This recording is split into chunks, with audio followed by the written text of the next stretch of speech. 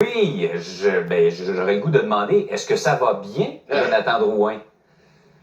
Oui, oui, écoute, je pense que les partisans des Canadiens et de Jonathan là, vont être heureux de l'entendre ce soir à 20h à TVA Sport parce que vous allez voir que c'est quelqu'un qui a une approche complètement différente, une façon de voir la vie peut-être de façon différente parce qu'il a décidé de se prendre en main.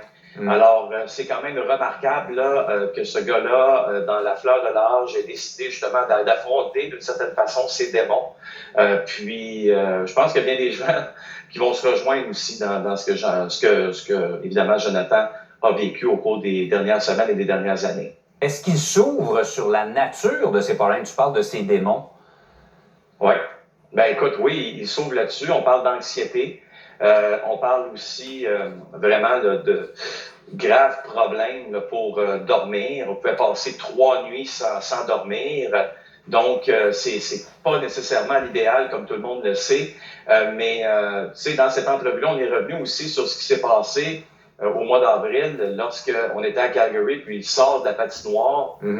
Lors de la période d'échauffement, on l'avait jamais revu depuis dans l'uniforme des Canadiens. Donc, il s'ouvre énormément sur tous les aspects de sa vie, les problèmes qu'il avait. Puis, je pense qu'il faut vraiment lever notre chapeau, justement, à la franchise. Mais au-delà de la franchise, c'est une chose de parler devant la caméra de ses problèmes comme ça. C'en est une autre de les régler, ces problèmes. Puis, je pense que Jonathan, aujourd'hui, est un homme vraiment soulagé. Oui, toi, tu l'as connu avant, tu as parlé depuis. Oui. Est-ce que tu as devant toi, tu avais l'impression d'avoir devant toi un homme transformé, effectivement? Bien, écoute, c'est drôle que tu poses cette question-là parce que moi, j'avais cette impression-là.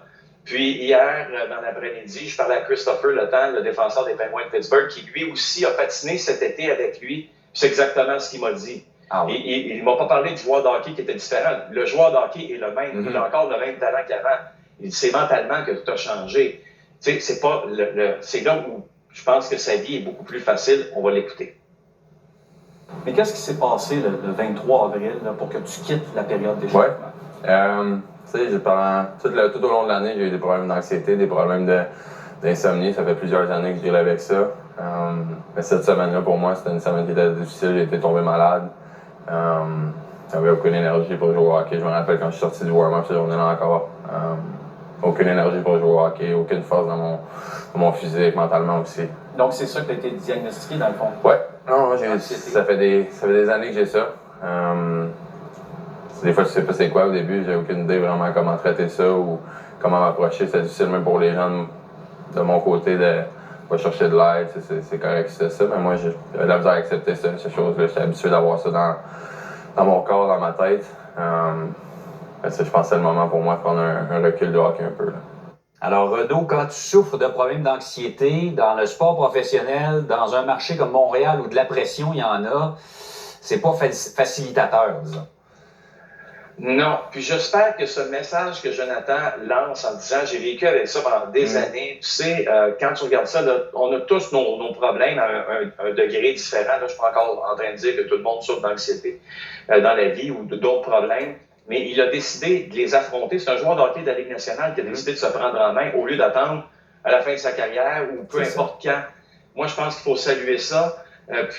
Oui, je suis d'accord avec toi. C'est un gars qui risque d'avoir une vie pas mal plus agréable à partir de maintenant qu'elle l'était, je pense, depuis déjà trop longtemps. En tout cas, c'est courageux. Ça va probablement aider bien des gens qui ont pareil problème à faire face à leurs problèmes. Décidément, grosse soirée télé, soirée électorale.